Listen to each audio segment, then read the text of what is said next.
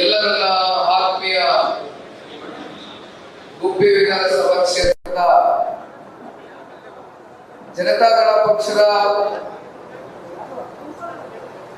ಅಭಿಮಾನಿಗಳೇ, ಕಾರ್ಯಕರ್ತ ಬಂಧುಗಳೇ, ಪ್ರಮುಖ ಮುಖಂಡರೇ, ಪದಾಧಿಕಾರಿಗಳೇ, ವೇದಿಕೆ ಮೇಲೆ ಆಸೀನರಾಗಿರ್ತಕ್ಕಂಥ ಈ ತಾರೆ ತಮ್ಮೆಲ್ಲರನ್ನು ಕುರಿತು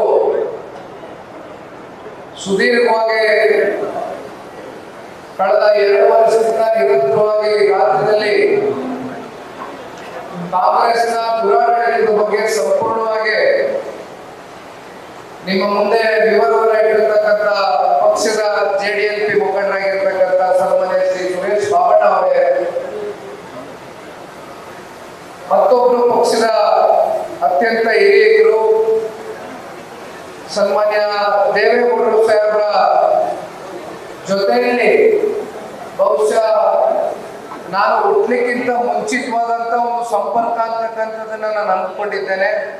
ನನಗೆ ಗೊತ್ತಿಲ್ಲ, ಸರಿ ಸುಮಾರು 40 ವರ್ಷಕ್ಕೂ ಹೆಚ್ಚು ಕಾಲ ದೇವೇಗೌಡರು ಸಾಹೇಬರ ಜೊತೆಯಲ್ಲಿ ಹೆಜ್ಜೆಯಿಂದ ಹೆಜ್ಜೆ ಆಗ್ತಾ ನಿರಂತರವಾಗಿ ನಮ್ಮೆಲ್ಲರಿಗೂ ಒಂದು ಮಾರ್ಗದರ್ಶನವನ್ನ ನೀಡ್ತಾ ಪಕ್ಷದ ಕೆಲಸ ದೇವರ ಕೆಲಸ ಅನ್ನತಕ್ಕಂಥ ಒಂದು ಭಾವನೆಯಿಂದ ಸದಾಕಾಲ ನಗನಗ್ನ ಲವಲವಿಕೆಯಿಂದ ನಮ್ಮ ಜೊತೆ ಹೆಜ್ಜೆಯನ್ನು ಹಾಕಿರ್ತಕ್ಕಂಥ ಮಾಜಿ ವಿಧಾನ ಪರಿಷತ್ನ ಸದಸ್ಯರು ಹಿರಿಯರಾಗಿರ್ತಕ್ಕಂಥ ಸನ್ಮಾನ್ಯ ಶ್ರೀ ತಿಪ್ಪೇಸ್ವಾಮಣ್ಣ ಅವರೇ, ತುಮಕೂರು ಜಿಲ್ಲೆಯ ಅಧ್ಯಕ್ಷರು, ಮತ್ತೊಬ್ರು ಹಿರಿಯರು, ಹಲವಾರು ವರ್ಷಗಳಿಂದ ಜಿಲ್ಲಾಧ್ಯಕ್ಷರಾಗಿ ಕೆಲಸವನ್ನು ನಿರ್ವಹಣೆ ಮಾಡ್ತಾ ಇರ್ತಕ್ಕಂಥ RC ಅಂಜನಪ್ಪನವರೇ, ತಾಲೂಕಿನ ಅಧ್ಯಕ್ಷರಾಗಿರ್ತಕ್ಕಂಥ ಚೆನ್ನವೀರಯ್ಯನವರೇ, ಚಿಕ್ಕವೀರಪ್ಪನವರೇ,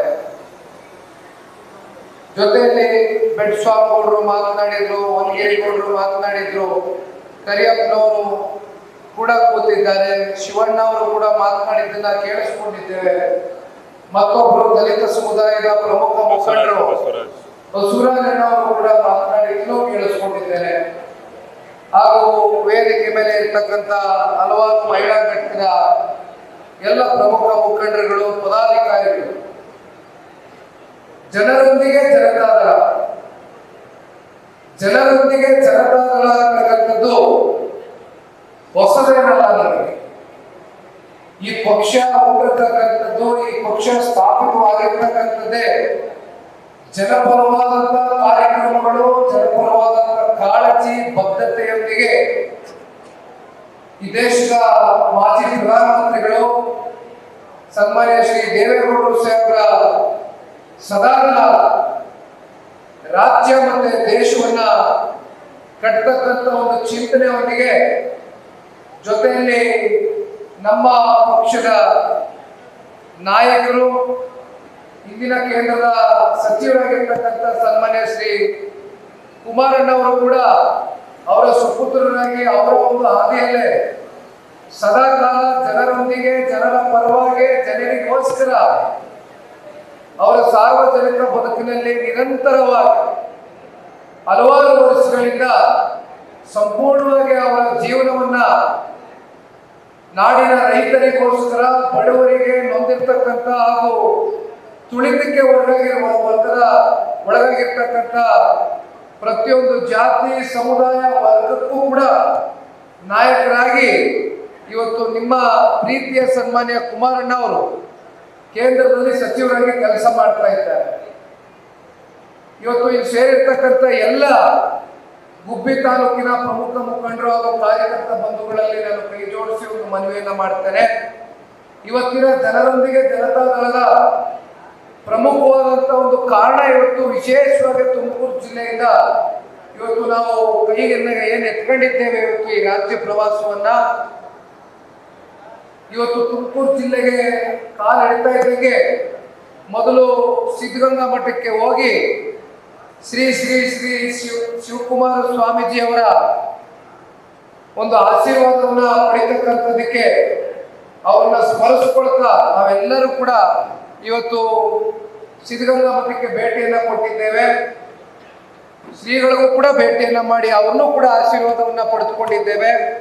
ಶಿವಕುಮಾರ ಸ್ವಾಮೀಜಿ ಅವರ ಗದ್ದುಗೆಗೆ ಹೋಗಿ ಒಂದು ಗೌರವವನ್ನು ಸಲ್ಲಿಸಿ ಬಂದಿದ್ದೇವೆ. ಜೊತೆಯಲ್ಲಿ ಗುಬ್ಬಿಗೆ ನಾನು ಯಾವಾಗ ಬಂದರೂ ಕೂಡ ಚನ್ನಬಸವೇಶ್ವರ ಸ್ವಾಮಿಯ ಒಂದು ದೇವಾಲಯ ಕಳೆದ ಚುನಾವಣಾ ಸಂದರ್ಭದಲ್ಲೂ ಕೂಡ ಅದೇ ಸಮೀಪದಲ್ಲಿ ಒಂದು ವೇದಿಕೆ ಕಾರ್ಯಕ್ರಮ ನಡೆಯಿತು. ನಾನು ಕಳೆದ ಸಾರ್ವತ್ರಿಕ ಚುನಾವಣೆಯ ನಮ್ಮ ಅಭ್ಯರ್ಥಿಗಳಾದಂಥ ನಾಗಣ್ಣ ಅವರಿಗೆ ನೆನೆಸ್ಕೊಳ್ತಾ ಇದ್ದೆ. ಅವ್ರು ಬಹುಶಃ ಮತ್ತೋಗಿದ್ರೇನೋ ನಾನು ಬಂದಿದ್ದೆ ಅಣ್ಣ, ಬಂದು ದೇವಾಲಯಕ್ಕೆ ಭೇಟಿ ಕೊಟ್ಟ ನಂತರನೇ ಬಂದು ವೇದಿಕೆಯಲ್ಲಿ ಬಂದು ನಿಂತು ಭಾಷಣವನ್ನು ಮಾಡಿದ್ದನ್ನ ನೆನೆಸ್ಕೊಳ್ತಾ ಇದ್ದೆ.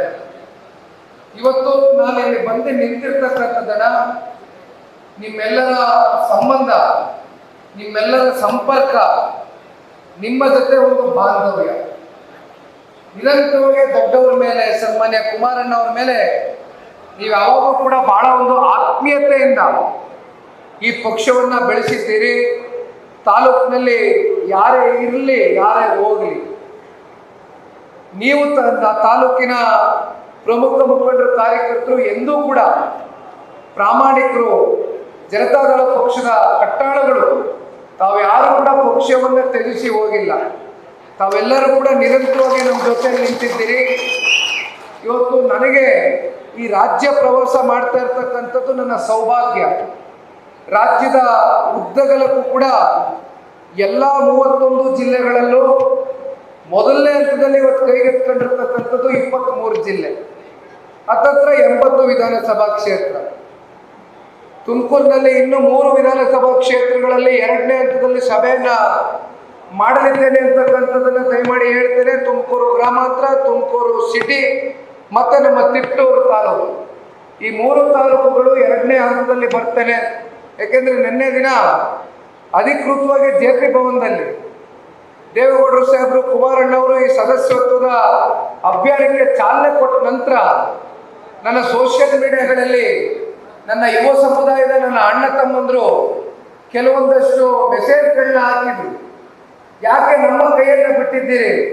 ತುಮಕೂರಿನಲ್ಲಿ ಜಿಲ್ಲೆನಲ್ಲಿ ಇರ್ತಕ್ಕಂಥದ್ದು 11 ತಾಲೂಕು, ಬರೀ 8 ತಾಲೂಕು ಬಂದರೆ ನಾವು 3 ತಾಲೂಕು ಏನು ಅನ್ಯಾಯ ಮಾಡಿದ್ದೀರಿ ಅಂತಕ್ಕಂಥದ್ದು ನನ್ನ ಯುವ ಸಮುದಾಯದ ಅಣ್ಣ ತಮ್ಮಂದರು ಪಕ್ಷದ ಮೇಲೆ ಇಟ್ಟಿರ್ತಕ್ಕಂಥ ಅಭಿಮಾನದಿಂದ ತಾವೇನು ಕೇಳ್ತಿದ್ದೀರಿ.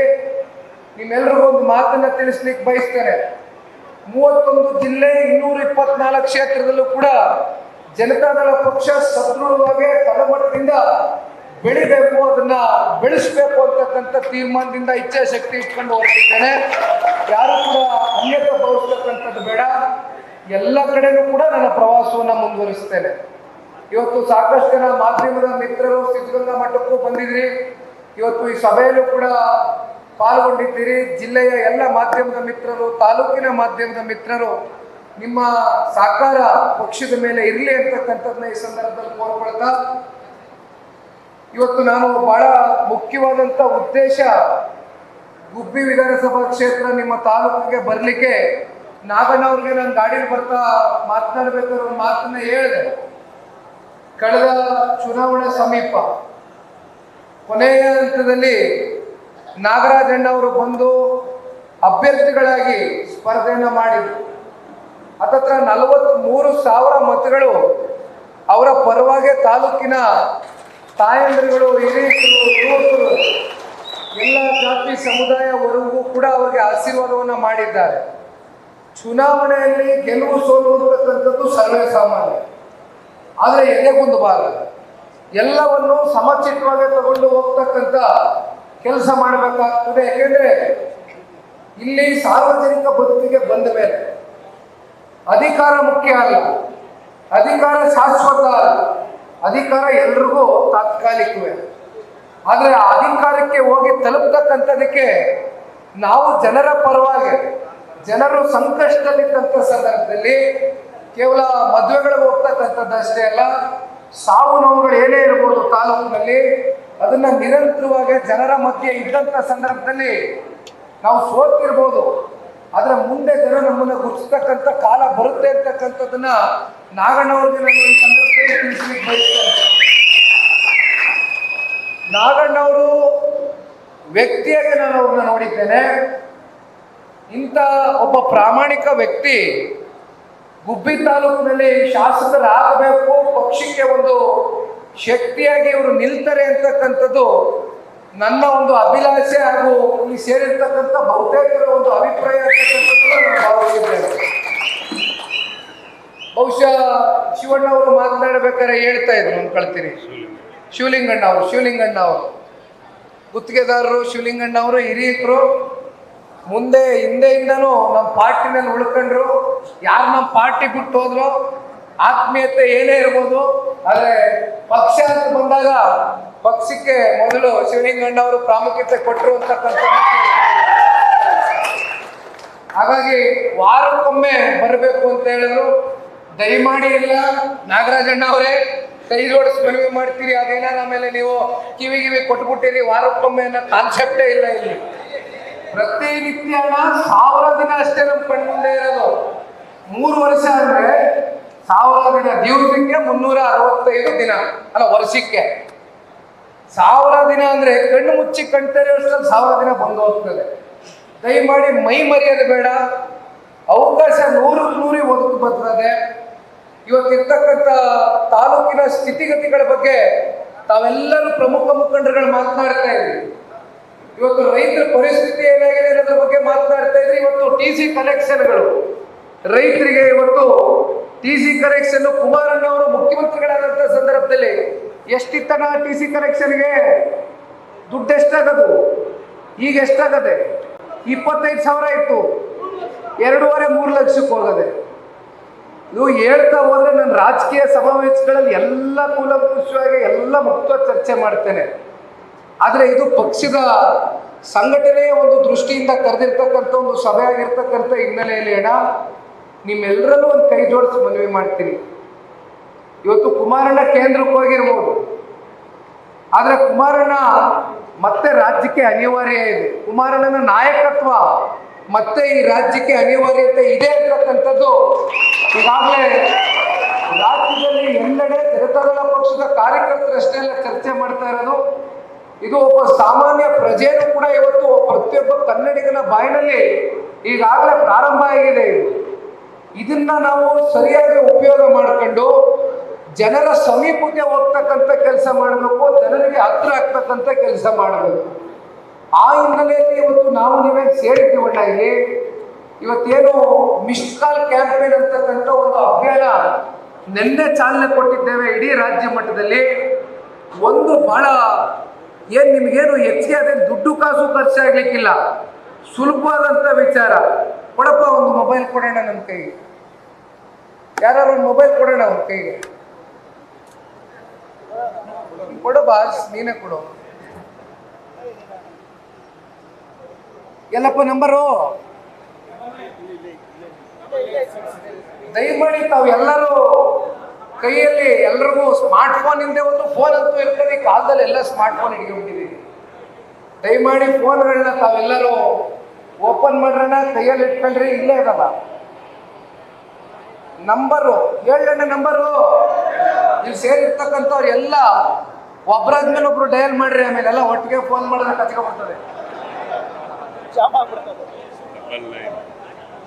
99964000 ನೋಡಿ. 2028 ಕೊನೆಗೆ, 2028 ಕೊನೆಗೆ 9960002028. ದಯಮಾಡಿ ನಾನು ಮೊದಲನೇ ಒಂದು ಮಿಸ್ಡ್ ಕಾಲ್ ಕೊಡ್ತೀನಿ ನಮ್ಮ ಸ್ನೇಹಿತನ ಗೆಳೆಯನ ನಂಬರಿಂದ. ಈಗ ನಿಮ್ ಫೋನ್ ಮಾಡ್ತಾ ಇದ್ದಂಗೆ ಅಣ್ಣ, ನಿಮ್ಗೆ ಓದ್ತಾ ಹೋಗ್ತೀನಿ, ಏನೇನು ಬರ್ತದೆ ಅಂತ ಓದ್ತಾ ಹೋಗ್ತೀನಿ. ಏನೋ ಭಾಳ ತಲೆ ಕೆಡಿಸ್ಕೊಳ್ತಕ್ಕಂಥದ್ದೇನಿಲ್ಲ, ಭಾಳ ಸುಲಭ. ಎಲ್ಲ ಫೋನ್ ಬಳಕೆ ಮಾಡೋದು ಕಲ್ತ್ಕೊಂಡ್ಬಿಟ್ಟಿದೀವಿ. ಮೊದಲನೇ ಹಂತದಲ್ಲಿ ಫೋನು ಈ ಸಂಖ್ಯೆಗೆ ನೀವೇನು ಮಿಸ್ಡ್ ಕಾಲ್ ಕೊಡ್ತೀರಿ. 2ನೇ ಹಂತ ಬಳಿಕ ಈ ರೀತಿ SMS ಬರುತ್ತದೆ. ನೀವು ಫೋನ್ ಮಾಡಿದ್ರೆ ನಿಮಗೆ ಒಂದು SMS ಬರುತ್ತದೆ. ಆತ್ಮೀಯರೇ, JDS ಸದಸ್ಯತ್ವ ಅಭಿಯಾನದ ಭಾಗವಾಗಲು ಬಯಸಿದ್ದಕ್ಕೆ ಧನ್ಯವಾದಗಳು. ನೀಡಿದ ಲಿಂಕ್ ಕ್ಲಿಕ್ ಮಾಡಿ ಸದಸ್ಯತ್ವ ನೋಂದಣಿಯನ್ನು ಗೊಳಿಸಿ. ಇಲ್ಲಿ ನೀವು ಕ್ಲಿಕ್ ಮಾಡಿದ್ರೆ ಈ ಲಿಂಕ್ ಬರ್ತದೆ ಒಂದು, ಅದಕ್ಕೆ ಒಂದು ಲಿಂಕ್, ಒಂದು ಬಟನ್ ನೋಡಿದ್ರೆ ಮತ್ತೆ SMS ನಲ್ಲಿರುವ ಲಿಂಕನ್ನು ಓಪನ್ ಮಾಡಿ. ಲಿಂಕ್ ಓಪನ್ ಆಯ್ತದೆ, ನಿಮ್ಮ ಮಾಹಿತಿಯನ್ನು ನೋಂದಾಯಿಸಿ. ನಿಮ್ಮ ಮೊಬೈಲ್ ನಂಬರ್ಗೆ 06 ಸಂಖ್ಯೆಯ OTP ಬರುತ್ತದೆ. ಆ ಲಿಂಕ್ಗೆ ನೀವು ಹೋಗಿ ಹೊಡಿತಾ ಇದ್ದಂಗೆ ನಿಮ್ಗೊಂದು OTP ಬರ್ತದೆ ನಿಮ್ಮ ಮೊಬೈಲ್ ನಂಬರ್ಗೆ.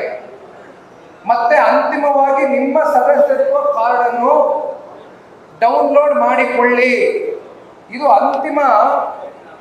ನೀವು ಸಕ್ರಿಯ ಸದಸ್ಯರು ಆಗಬೇಕು ಅಂತಕ್ಕಂಥದ್ದಾದಾಗ ಅಂತಿಮವಾಗಿ ಈ 5ನೇ ಹಂತದವರೆಗೂ ನೀವು ಹೋಗಿ ತಲುಪಬೇಕು. ಫೋನ್ ಮಾಡ್ತೀರಿ, ನಿಮಗೆ ಧನ್ಯವಾದ ಸಲ್ಲಿಸ್ತಾರೆ. ಆಮೇಲೆ ಲಿಂಕ್ ಬರ್ತದೆ, ಲಿಂಕ್ ಮೇಲೆ ಒಂದು ಕ್ಲಿಕ್ ಮಾಡ್ತೀರಿ, OTP ನಂಬರ್ ಬರ್ತದೆ.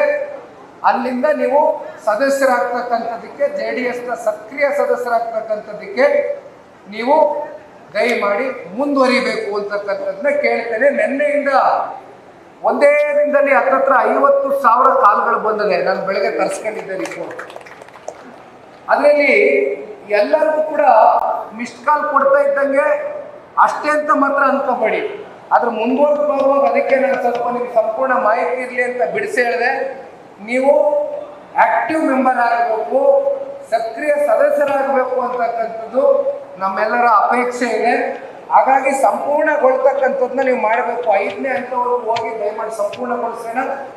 ನಮಗೋಸ್ಕರ ಇರ್ತಕ್ಕಂಥ ಪ್ರತಿಯೊಬ್ಬರು ಇನ್ನೇನು ಊಟಕ್ಕೆ ಹೋಗ್ತಕ್ಕಂಥ ಸಮಯ, ಇಲ್ಲ ಊಟಕ್ಕೆ ಕೂತಾಗಾದ್ರೂ ಮಾಡಿ, ಇಲ್ಲ ಇಲ್ಲೇ ಆದರೂ ಮಾಡಿ, ಒಂದೊಂದು ಮಿಸ್ಡ್ ಕಾಲು ದಯಮಾಡಿ ಇಲ್ಲಿ ಇರ್ತಕ್ಕಂಥವ್ರು ಕೊಡಿಸ್ತಕ್ಕಂಥದ್ದು. ಇದು ಇಷ್ಟೇ ಅಲ್ಲಣ್ಣ, ನಾನು ನಾಗಡನ್ ಕೇಳಿದೆ, 27 ಪಂಚಾಯತಿ ಇದೆಯಣ್ಣ ಗುಬ್ಬಿ ತಾಲೂಕು? 27 ಪಂಚಾಯತಿ ಬರ್ತದ? ಕ್ಷೇತ್ರಕ್ಕೆ 27. ಬೂತ್ಗಳು ಎಷ್ಟು ಬರ್ತದೆ? 224 ಬೂತು, 27 ಪಂಚಾಯತಿ ಕ್ಷೇತ್ರದಲ್ಲಿ. ನಾನು ನಾಗಣ್ಣವರಿಗೆ ಒಂದು ಮನವಿ ಮಾಡಿದೆ. ಈ 60 ದಿನ ನನ್ನ ಸಂಪೂರ್ಣ ಈ ಮೊದಲನೇ ಹಂತದ ಪ್ರವಾಸ ಏನಿದೆ ಅದು ಮುಗಿಯೋದ್ರ ಒಳಗಡೆ ನಾನು ನಾಗಣ್ಣನಿಗೆ 40 ದಿನ ಕೊಡ್ತಾ ಇಲ್ಲ, 30 ದಿನ ಕೊಡ್ತಾ ಇಲ್ಲ. ಅದಕ್ಕೆ 27 ಪಂಚಾಯತಿ ಅಂದ್ರೆ ದಿವ್ಸಕ್ಕೊಂದು ಪಂಚಾಯತಿ ಹೋಗ್ಬೋದು. 27 ದಿನದಲ್ಲೇ ನೀವು ಮುಗಿಸ್ಬೋದು. 30 ದಿನ ಅಂತ ಅಂದ್ಕೋಣ. ಏನಾಗಣ, ಒಂದೊಂದು ಪಂಚಾಯತಿಗೆ ಪ್ರಮುಖವಾದವರು ಒಂದಿಬ್ರು ಒಳ್ಳೆ ವಾಕ್ಚಾತುರ್ಯ ಇರ್ತಕ್ಕಂಥವ್ರು, ವಾಗ್ಮಿಗಳು ಇದ್ದೇ ಇರ್ತಾರೆ. ನೀವು ನೋಡಿ, ಲೋಕೇಶ್ ಅಣ್ಣ ಬಹಳ ಚೆನ್ನಾಗಿ ಮಾತಾಡ್ತಾ ಇದ್ರು ಇಲ್ಲಿ. ಯೋಗಣ್ಣ ಅವರು ಬಹಳ ಸೊಗಸಾಗಿ ಅರ್ಥಗರ್ಭಿತವಾಗಿ ಮಾತಾಡ್ತಾ ಇದ್ರು. ಇಂಥವ್ರು ಬಹಳ ಜನ ನಿಮ್ಮ ತಾಲೂಕಲ್ಲಿ ಇರ್ತಾರೆ. ನೀವೇ ಅಂಥವ್ರನ್ನ ಗುರುತಿಸಿ ಆಯಾ ಪಂಚಾಯತಿಗೆ ಒಂದು ಟೀಮ್ ಮಾಡಿ ದಯಮಾಡಿ. ಬಹಳ ಜನ ಯುವಕ ಮಿತ್ರರು ನಾನು ನೀವು ಬೇಜಾರು ಮಾಡ್ಕೋತೀರಾ ಅಂತ ಹೇಳಲಿಲ್ಲ ಕಣ್ರಪ್ಪ, ಪ್ರೀತಿಯಿಂದ ಆರತ್ತವರೆ ತಗೊಬಂದ್ರಿ. ನಿಮ್ಮ ಕಾಲ್ ಕಟ್ತೀನಿ. ಇವತ್ತು ಮತ್ತೆ ನಮ್ಮದು ಸೋಷಿಯಲ್ ಮೀಡಿಯಾ ರನ್ ಆಗ್ತಾ ಇದೆ. ಫೇಸ್ಬುಕ್ ಪೇಜಸ್ಗಳಲ್ಲಿ ಒಂದು ಮಾತು ಹೇಳ್ತೀನಿ. JDSನ ಅಭಿಮಾನಿಗಳು, JDSನ ಕಾರ್ಯಕರ್ತರು ಒಂದು ಸವಾಲನ್ನು ಸ್ವೀಕಾರ ಮಾಡಿ. ಇಡೀ ರಾಜ್ಯಕ್ಕೆ ಇವತ್ತು ಸಂದೇಶ ಕೊಡ್ತೀನಿ. ದಯವಿಟ್ಟು ಈ ಆರಾತುರೆ ನೀವು ಯಾವತ್ತು ತಗೊಬರ್ಬೇಕು ಅಂದರೆ 2028 JDS ಪಕ್ಷ, ಸನ್ಮಾನ್ಯ ಕುಮಾರಣ್ಣ ಅವರ ನೇತೃತ್ವದ ಸರ್ಕಾರ ಬರೋವರೆಗೂ, ನಾಗರಾಜಣ್ಣ ಅವರು ಗುಬ್ಬಿ ತಾಲೂಕಿಂದ ಶಾಸಕರಾಗವರೆಗೂ ಆರೋಗ್ಯ ದಯವಿಟ್ಟು ತಗೊಂಡು ಬರ್ಲಿಕ್ಕೆ ಹೋಗಬೇಡಿ. ಇವತ್ತು ತಗೊಬಂದಿದ್ದೀರಿ, ನಾನು ಸ್ವೀಕಾರ ಮಾಡಿದ್ದೀನಿ. ಮತ್ತು ನಿಮ್ಮ ಮನ್ಸಿಗೆ ನೋವಾಗಬಾರ್ದು ಅಂತ ಅಷ್ಟೇ, ಬೇರೆ ಇನ್ನೇನು ಇಲ್ಲ. ಅಲ್ಲಿವರೆಗೂ ದಯಮಾಡಿ ದುಡಿಯೋಣ. ಆಮೇಲೆ ಒಂದಣ ನನ್ನ ಮನಸ್ಸಲ್ಲಿ ದಯಮಾಡಿ ಒಂದು ಬಹಳ ಗಂಭೀರವಾದಂಥ ವಿಚಾರ ಹೇಳ್ಬಿಡ್ತೀನಿ. ಕುಮಾರಣ್ಣ ಅವ್ರ ಮನಸ್ಸಲ್ಲಿ ಯಾವಾಗಲೂ ಒಂದು ನೋವಿದೆ. ಸುರೇಶ್ ಬಾಬಣ್ಣ ಅವರು ಬಹುಶಃ ನನಗೆ ಯಾವಾಗಲೂ ಮಾತಾಡ್ತಾ ಇದ್ದಾರೆ ಆ ವಿಚಾರದಲ್ಲಿ. 2 ಬಾರಿ ಅಧಿಕಾರಕ್ಕೆ ಬಂದ್ರಿ, 2 ಬಾರಿಯೂ ಕಮ್ಮಿ ಅವಧಿ. ಯಾವತ್ತೇನು 5 ವರ್ಷ ನಾವು ಸಂಪೂರ್ಣಗೊಳಿಸಿಲ್ಲ. 20 ತಿಂಗಳು 14 ತಿಂಗಳು, ಕೇವಲ 34 ತಿಂಗಳು ಕುಮಾರಣ್ಣ ಅವರು ಈ ರಾಜ್ಯವನ್ನ ಮುಖ್ಯಮಂತ್ರಿಗಳಾಗಿ ಆಡಳಿತವನ್ನ ಮಾಡಿರ್ತಕ್ಕಂಥದ್ದು.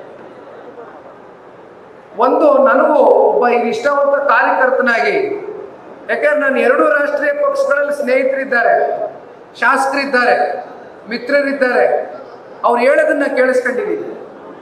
ಜನತಾದಳ ಪಕ್ಷದಲ್ಲಿ ಸಿಗ್ತಕ್ಕಂಥ ನಿಷ್ಠಾವಂತ ಕಾರ್ಯಕರ್ತರು ನೀವು ದುರ್ಬಿನ್ನ ಹುಡುಕಿದ್ರು 2 ರಾಷ್ಟ್ರೀಯ ಪಕ್ಷದಲ್ಲಿ ಸಿಗೋದಿಲ್ಲ ಅಂತ ಹೇಳ್ತಾರೆ ಅವರೇ. ನಿಮ್ಮಲ್ಲಿ ಅಪೇಕ್ಷೆಗಳು ಕಮ್ಮಿ, ನಿರೀಕ್ಷೆಗಳು ಕಮ್ಮಿ, ಆದರೆ ಅಭಿಮಾನ ಬೆಳೆದಷ್ಟು. ಅದಕ್ಕೆ ನಾವು ಉಳ್ಕೊಂಬಂದಿದ್ದೀವಿ 30 ವರ್ಷ. ಎಂಥ ಕಷ್ಟ ಕಾಲದಲ್ಲೂ ಇವತ್ತು ಈ ಪಕ್ಷ ಉಳಿದಿದೆ ಅಂದರೆ ಅದು ನಿಮ್ಮಂಥ ನಿಷ್ಠಾವಂತರಿಂದ. ಆದರೆ ತಮ್ಮಂಥ ನಿಷ್ಠಾವಂತರಿಗೆ ನಾವು ಅಧಿಕಾರ ಬಂದಂಥ ಸಂದರ್ಭದಲ್ಲಿ ನಿಮ್ಮನ್ನ ಗುರುತಿಸ್ಲಿಕ್ಕೆ ಆಗ್ಲಿಲ್ವಲ್ಲ ಅಂತಕ್ಕಂಥ ನೋವು ಸಾಕಷ್ಟಿದೆ. ಸನ್ಮಾನ್ಯ ಕುಮಾರಣ್ಣ ಅವರು, ನಮ್ಮ ತಂದೆಯವರು ಯಾವಾಗಲೂ ನನ್ನ ಜೊತೆ ಮಾತಾಡ್ತಾ ಇರ್ತಾರೆ. ಅದಕ್ಕೆ ಬಾಬಣ್ಣವರು ಸಾಕ್ಷಿ ಇದ್ದಾರೆ.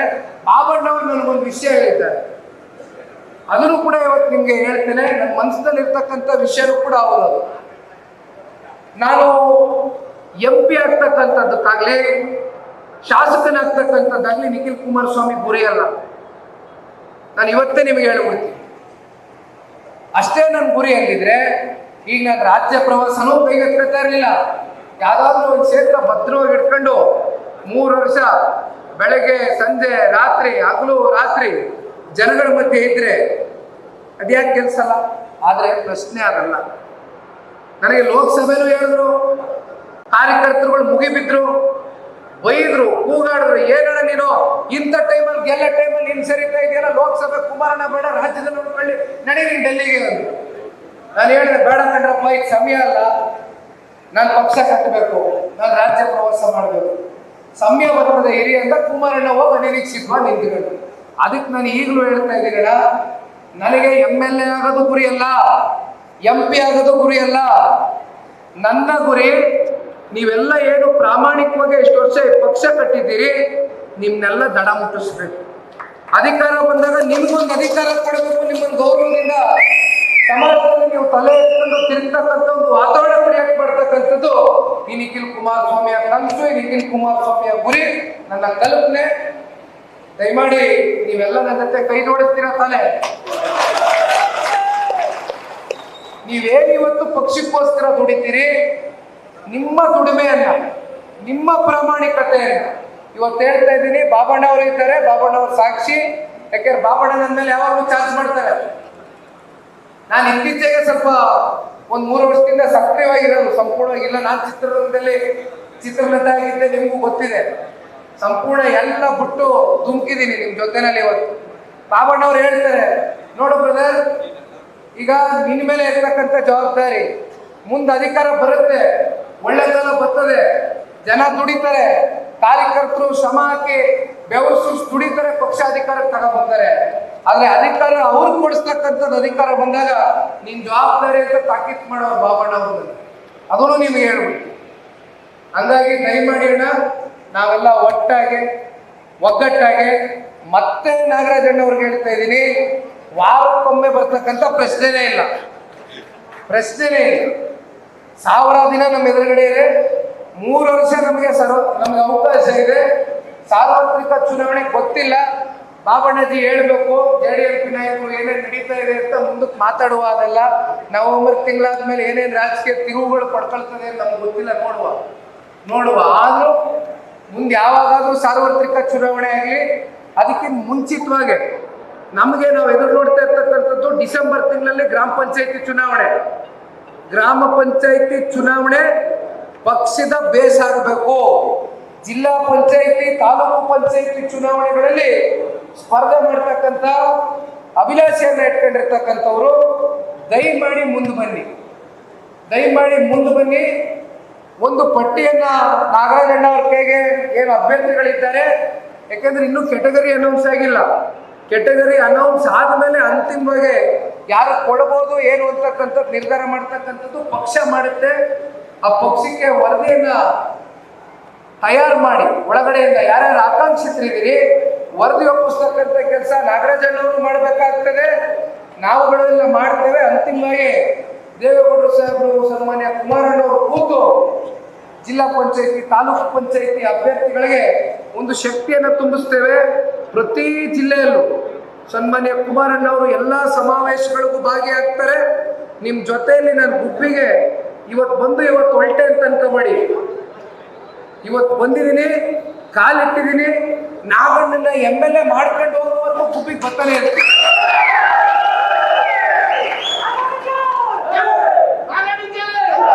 ಪಕ್ಷದ ಕಾರ್ಯಕರ್ತರಿಗೆ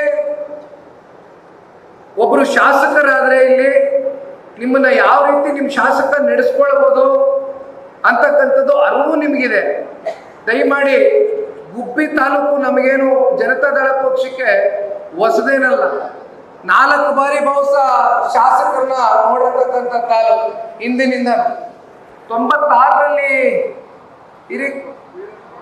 ವೀರಣ್ಣಗೌಡರು ಕಾಲದಿಂದನೂ ಇವತ್ತಿನವರೆಗೂ 4 ಬಾರಿ ತಾಲೂಕಿನ ಜನತೆ ಆಶೀರ್ವಾದ ಮಾಡಿದ್ದಾರೆ. ಹತ್ತತ್ರ 20 ವರ್ಷ ಅಧಿಕಾರ ಕೊಟ್ಟಿದ್ದಾರೆ, ಶಾಸಕ ಸ್ಥಾನ ಕೊಟ್ಟಿದ್ದಾರೆ ತಾಲೂಕಿನ ಜನತೆ.